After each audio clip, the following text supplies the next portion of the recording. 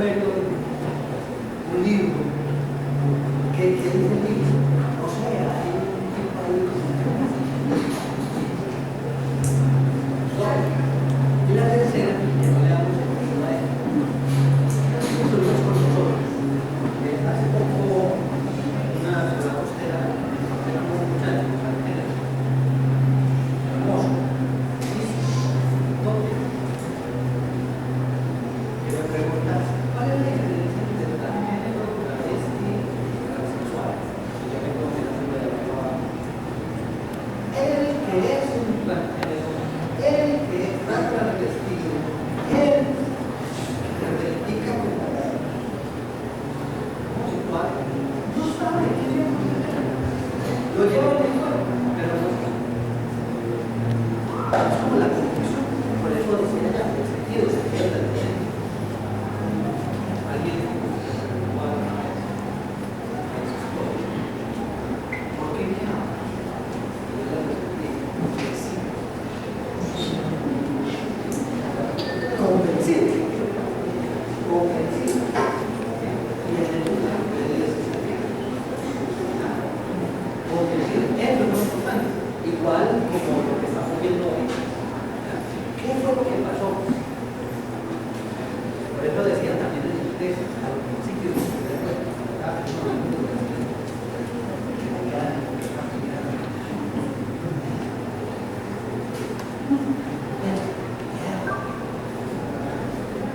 menos de 2 millones de seguidores en el país.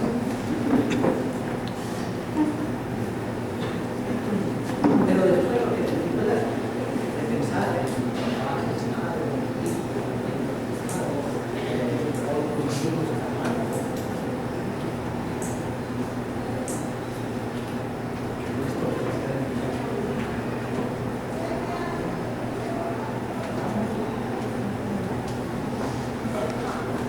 La profesora Elisa va a intervenir o estaba haciendo el asentimiento de haber leído parte del texto del acuerdo. Vale, gracias. El compañero Carlos.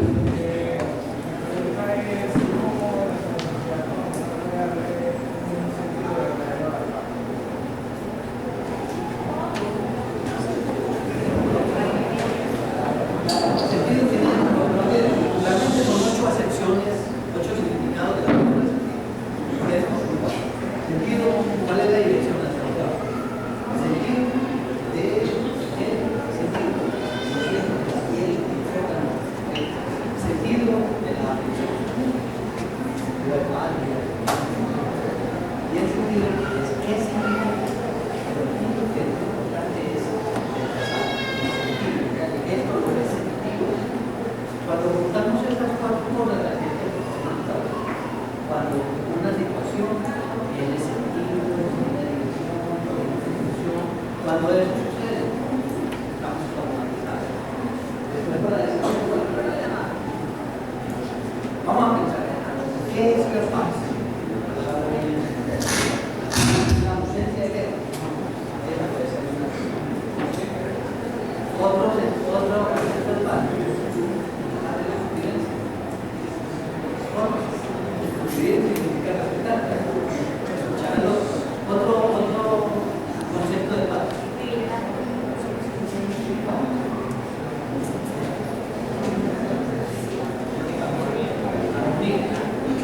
La paz es simplemente, es tan simple como el encuentro con el otro, que incluso implica la diferencia. Cuando yo me encuentro con el otro, lo hago por respeto. El otro puede hacer incluso hasta el pero el Tao dice de la armonía. Esto es el Tao es la parte oscura, la parte clara, que se mueve. A las 12 del día hay armonía para hacer la tercera armonía, la segunda. No importa, es el equilibrio que hay entre uno y un encuentro. La paz es básica.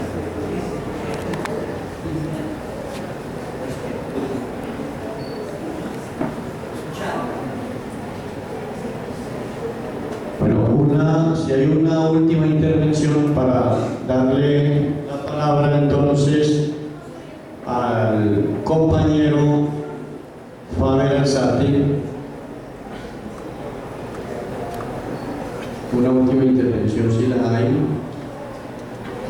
Entonces invitamos al discernimiento al doctor Faber Alzate, quien nos va a orientar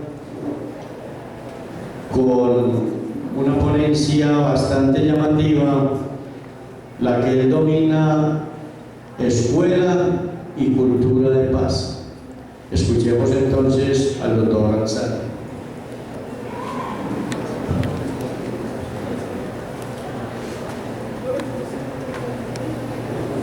Sí, buenos días.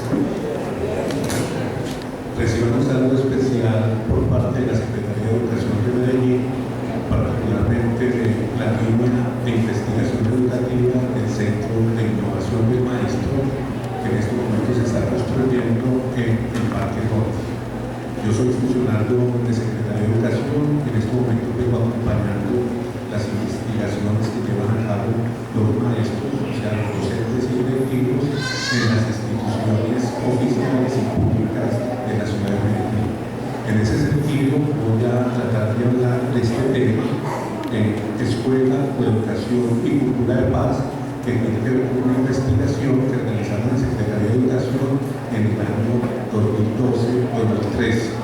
Es decir, lo que voy a hablar se soporta precisamente de las representaciones o los imaginarios que tienen docentes, estudiantes, directivos, inclusive padres de familia, en torno a lo que sería una cultura de la paz para el campo educativo.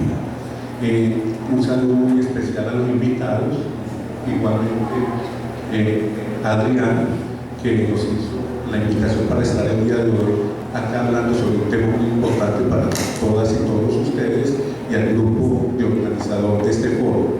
Creemos que estos foros son muy importantes en nuestro contexto porque de alguna manera la escuela tiene un compromiso vital con el asunto de la paz. La escuela aparece como un pilar fundamental para poder construir relaciones pacíficas entre los seres humanos. Hace poco precisamente estábamos en un foro, en un debate en el colegio de la Universidad Pontificia Bolivariana. El colegio de la UPB organizó también un evento como estos. Nos invitaron pues, a Secretaría de Educación y también invitaron a otros profesionales, por ejemplo, del campo de la ciencia política de dicha universidad, y se generó una reflexión bastante significativa. Nosotros creemos particularmente que en las instituciones hay que conectar precisamente el sistema de enseñanza-aprendizaje con la coyuntura política, social que estamos viviendo. Una coyuntura sumamente diciente, una coyuntura, por ejemplo, donde la paz se convierte en un referente sustantivo. Yo creo que ese referente sustantivo de la paz tiene que ver precisamente con salirle al lado a lo que serían 50 o 52 años de conflicto, de guerra, precisamente en el territorio colombiano. Son 52 años que han dejado unas cifras muy preocupantes. Por ejemplo, hemos estado asistiendo a un diplomado que realiza la alcaldía en el Museo Casa de la Memoria, un diplomado sobre paz y reconciliación, y las cifras que nos dan, cifras recientes, de las consecuencias del conflicto de la guerra que viene aproximadamente desde mediados de 1960, particularmente viene desde 1964, cuando empiezan a gestarse organizaciones armadas ilegales en el país. Tenemos un conflicto de 52 años. Ese conflicto tiene cifras bastante preocupantes. Por ejemplo, las cifras que se refieren a las víctimas afectadas por la confrontación armada tienen que ver con 8.340.000 víctimas. Es decir, casi el 16% de la población colombiana ha sido afectada por ese conflicto. Y de esos 8.340.000 víctimas, tenemos un porcentaje muy alto relacionado con el desplazamiento. Por ejemplo, se estima que actualmente las personas desplazadas, desplazamiento forzado, tienen que ver con alrededor de 6.700.000 habitantes. Pues eso es una cifra bastante preocupante. Yo creo que ustedes inclusive podrían hacer un ejercicio en el día de hoy, por ejemplo, llegar a la casa, entonces se dio la hora de acostarse, cerraron los ojos y en esa medida pudieron llevar a cabo una elaboración onírica en todo lo que tiene que ver con la noche y la madrugada. Se despertaron el día de mañana viernes, abrieron los ojos y se dieron cuenta que en Medellín no hay habitantes. Pero no solamente se centraron en Medellín, sino que direccionaron los ojos hacia Bello y en Bello no hay habitantes. Igualmente hacia Copacabana, en Copacabana no hay habitantes. En Barbosa no hay habitantes. Pero no contentos con ello, se dirigieron entonces hacia el sur y se dieron cuenta que en Envigado no había habitantes, que en Itagüí no había habitantes, que en La Estrella igualmente, que en Envigado tampoco había habitantes, que en Cali no había habitantes.